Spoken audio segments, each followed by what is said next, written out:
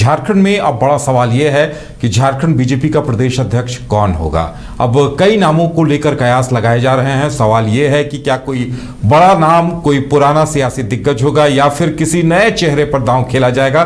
जिस तरह से राष्ट्रीय कार्यकारी अध्यक्ष के तौर पर नितिन नवीन के नाम को फाइनल किया गया, उसके बाद से कयास झारखंड को लेकर भी लग रहे हैं कि क्या किसी बड़े चेहरे का नाम सामने आएगा या फिर किसी नए चेहरे को निकालकर उसे आजमाया जाएगा। कई नाम हमारे सामने हैं और किन किन नामों की संभावना बन रही है, चर्चा करेंगे। हमारे साथ हमारे वरिष्ठ सहयोगी राकेश रंजन जी हैं। राकेश रंजन जी, क्या होगा, क्या लगता है, किन नामों को लेकर चर्चा चल रही है और जिस तरह से अभी नितिन नवीन को चुना गया, क्या उस तरह से कोई होगा या फिर किसी पुराने अनुभवी चेहरे को जगह दी जाएगी? देखिए, जहां तक बीजेपी में किसी पद के लिए जब किसी का चुनाव होता है तो ये अनुमान लगाना बेहद कठिन होता है, क्योंकि चौंकाने वाले फैसले लेने के लिए बीजेपी जानी जाती है।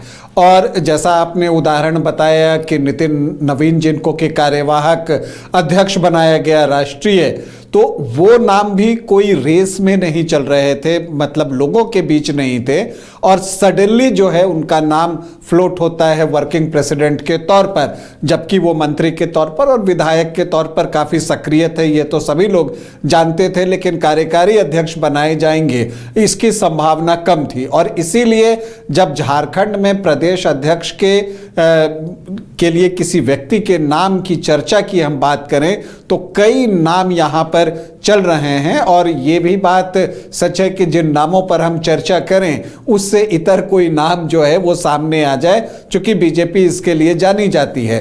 देखिए, लेकिन अगर आप इसे इस तरह से देखें और नितिन नवीन को अगर हम एक मॉडल माने, जिस तरह से उनका वर्किंग प्रेसिडेंट के रूप में उनका चयन किया गया है, अगर उसको आप देखें तो क्या दिखता है? दिखता ये है कि बीजेपी अब चाहती है कि नेतृत्व युवा के हाथ में हो।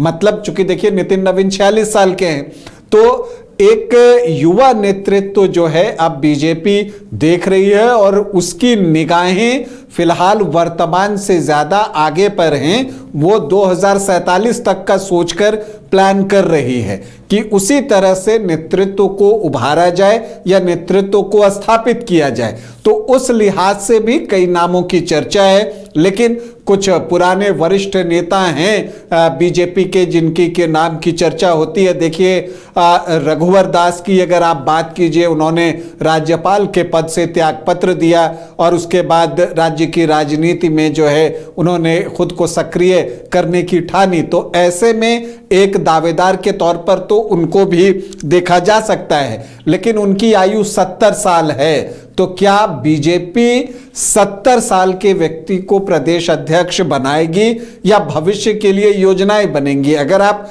नितिन नवीन को जिस तरह से सेलेक्ट किया गया है उनको देखें, तब फिर लगता है कि रघुवर दास और चंपाई सोरेन, जिनका कि नाम, उनके भी नाम की चर्चा होती है, ये दोनों पीछे छूट जा रहे हैं, क्योंकि उम्र आड़े आ सकती है।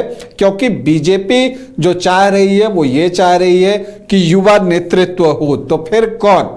तो अगर आप देखें तो बाबूलाल मरांडी, जो कि 4 जुलाई 2023 को जो है प्रदेश अध्यक्ष बनाए गए थे और उसके बाद 2025 में 6 मार्च को जो है उनको विपक्ष का नेता बना दिया गया। तो ये तय है कि बाबूलाल मरांडी इस रेस से बाहर हैं, क्योंकि विपक्ष के नेता के साथ उनको अध्यक्ष पद की जिम्मेदारी नहीं मिलेगी। तो बाबूलाल मरांडी भी इस रेस से बाहर जो है वो बताए जा रहे हैं।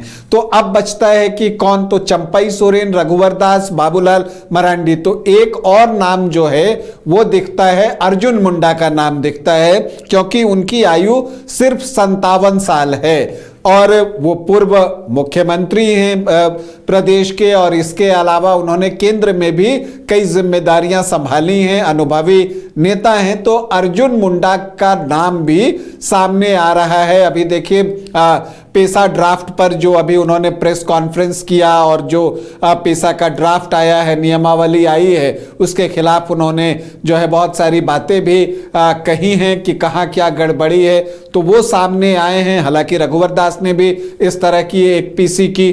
तो अब ऐसे में अर्जुन मुंडा का नाम सामने आपको दिखता है। लेकिन अगर आप देखें तो विपक्ष के नेता बाबूलाल मरांडी ट्राइबल हैं, तो क्या प्रदेश अध्यक्ष भी ट्राइबल ही होंगे? तो क्या दोनों प्रमुख जो पोस्ट हैं, विपक्ष का नेता और प्रदेश अध्यक्ष, क्या दोनों ट्राइबल्स को दिए जाएंगे? इसलिए मुझे इसकी भी संभावना थोड़ी सी कम दिख रही है कि अर्जुन मुंडा बनेंगे, क्योंकि बाबूलाल मरांडी जो है वो विपक्ष के नेता बन गए हैं।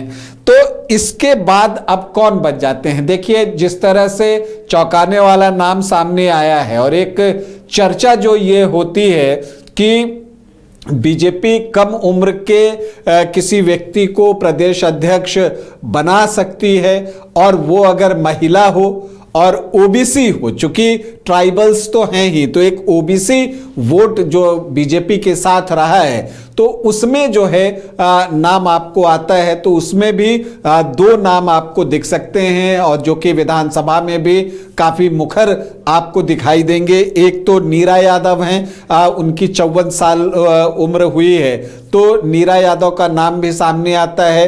वो चूंकि ओबीसी कैटेगरी से आती भी हैं, और आप विधानसभा के अंतर्गत देखिए तो बहुत वोकल भी हैं, मजबूती के साथ अपनी बातों को रखती हैं। लेकिन वैश्य वर्ग से जो है एक संभावना व्यक्त की जाती है कि वहां से भी आपको प्रदेश अध्यक्ष चुना जा सकता है। और चूंकि देखिए तो रघुवर दास की जो बहू हैं पूर्णिमा दास साहू, उनके नाम की भी चर्चा हो रही है। वो उन क्राइटेरिया को फॉलो मतलब वो उनको रखती हैं जो कि बनता है। एक तो वो युवा हैं, उनकी आयु जो है वो 30s में है, 32-33 साल के आसपास की उनकी आयु है, और वो आपको सदन के अंदर भी बहुत मुखर हैं, हर विषय पर बहुत ही तर्कपूर्ण ढंग से अपनी बातों को रखते हुए दिखती हैं। और फिर रघुवर दास का एक गाइडेंस भी उनके पास है। तो ऐसे में पूर्णिमा दास साहू अगर बनती हैं तो चूंकि चौंकाने वाले नाम बीजेपी देती है, तो एक नाम ये भी हो सकता है। और यहां पर वो भी चीज आप देखिएगा कि फिर जो विपक्ष के नेता हैं वो ट्राइबल होंगे, और जो ये आपको प्रदेश अध्यक्ष हैं वो आपको ओबीसी वैश्य वर्ग से हो, तो बीजेपी का एक समीकरण भी सधता हुआ दिखता है। लेकिन एक और नाम अमर कुमार बाउरी की भी आप चर्चा कर सकते हैं, एससी कम्युनिटी से हैं, और अनुसूचित जाति का, अनुसूचित जनजाति से आपको विपक्ष के नेता हैं, तो अनुसूचित जाति से भी प्रदेश अध्यक्ष चुना जा सकता है। अमर कुमार बाउरी पूर्व में विपक्ष के नेता रह चुके हैं, तो उनके नाम की भी चर्चा गाहे बगाहे होती है। लेकिन अगर आप दावा देखें तो सबसे ज्यादा मजबूत अगर किसी का दिख रहा है तो उसमें आदित्य साहू का भी नाम आता है, क्योंकि आदित्य साहू जो हैं वो कार्यवाहक अध्यक्ष हैं। और आप बीजेपी का ट्रेंड देखें तो जेपी नड्डा कार्यवाहक अध्यक्ष बनाए गए थे अमित शाह के रहते, और बाद में वो अध्यक्ष बन गए। अब नितिन नवीन कार्यवाहक अध्यक्ष बनाए गए हैं, और चर्चा ये चल रही है कि आने वाले समय में उनको राष्ट्रीय अध्यक्ष बनाया जा सकता है। तो अगर उस ट्रेंड को बीजेपी फॉलो करती है तो वैसी परिस्थिति में आदित्य साहू जो कि कार्यवाहक अध्यक्ष हैं, तो उनको ही आगे चलकर पूरा दायित्व अध्यक्ष का सौंपा जा सकता है। और वो आप देखिए तो एक उस ट्रेंड को फॉलो करते हुए दिखेंगे, प्लस ओबीसी हैं, वैश्य वर्ग से आते हैं, तो वो सारे क्राइटेरिया को आदित्य साहू फुलफिल करते हुए दिख रहे हैं। तो मुझे लगता है कि इतने सारे दावेदार हैं, उनमें आदित्य साहू का पलड़ा थोड़ा भारी दिखता है। पहले लगता है कि आदित्य साहू को अगर कार्यकारी अध्यक्ष बनाया गया है तो उन्हें थोड़ा सा मौका दिया जाएगा, और लगता है कि अब 1-2 माह के बाद ही अध्यक्ष को लेकर फैसला होगा। मुझे लगता नहीं कि इतना वक्त दिया जाएगा। आप मानकर चलिए कि खरमास के बाद ये निर्णय ले लिया जाएगा कि प्रदेश अध्यक्ष कौन होगा, क्योंकि राष्ट्रीय अध्यक्ष का भी चुनाव ड्यू है।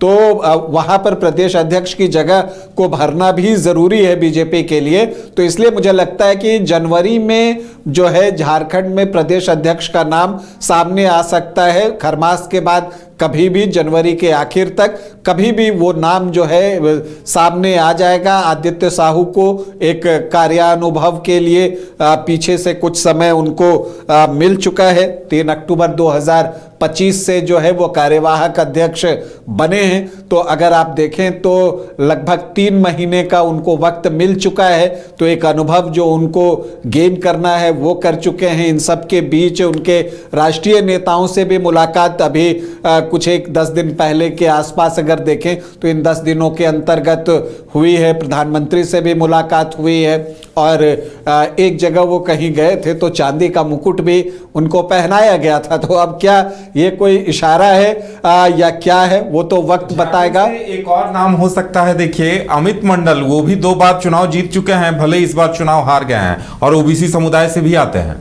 जी हाँ, देखिए ये बात भी सच है कि कोई भी नाम बीजेपी की तरफ से, इसलिए मैं हमेशा कहता हूं कि बीजेपी के बारे में किसी पद के लिए आकलन करना, अनुमान लगाना जोखिम भरा होता है, क्योंकि वो कौन से नाम को आगे कर दे ये कोई नहीं जानता। किसने सोचा था कि नितिन नवीन कार्यवाहक अध्यक्ष बनाए जाएंगे? मुझे लगता है कि उनके आसपास के करीबी, यहां तक कि नितिन नवीन को भी बहुत पहले से शायद ये पता न हो। वो 1-2 दिन पहले ही अगर उनको भी पता चला होगा तो पता चला होगा। तो ऊपर नेतृत्व ने क्या फैसला लिया है ये तो वक्त आने पे पता चलेगा। तो कोई भी नाम सामने आ सकता है, लेकिन मुझे लगता है कि जो प्रदेश अध्यक्ष होगा वर्तमान सिनारियो में अगर आप देखें तो मुझे लग रहा है कि वो आपको ओबीसी वर्ग से होगा और इसके अलावा वो वैश्य वर्ग से भी होगा। इस बात की संभावना मुझे दिखती है और उसकी आयु 60 वर्ष से कम होगी, मुझे ये भी दिखता है। मुझे ये 3 कंडीशंस अगले प्रदेश अध्यक्ष के तौर पर दिख रहा है। अब देखना है कि जो इतने सारे नाम चर्चा में हैं उन्हीं में से कोई बनता है या बीजेपी हमेशा की तरह एक चौंकाने वाला नाम सामने लेकर आती है। चलिए, तो इंतजार किया जाए कि बीजेपी किसके नाम पर मोहर लगाती है और किसे अध्यक्ष के चेहरे के लिए चुनती है। तो हमें भी इसके लिए लगता है कुछ दिन इंतजार करना पड़ेगा। घर रहने का मकान भर नहीं, ये खुशियों की तिजोरी है।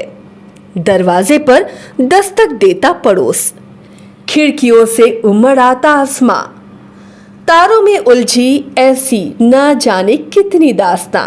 कहती हैं चले डायमंड सिटी, एक सफर हम सफर के साथ अपने घर तक। Diamond city, life long bonding, 500 से ज्यादा खुशहाल डायमंड परिवार। जल्दी करें, सिर्फ 200 फ्लैट बाकी। आज ही बुक करें अपना आशियाना।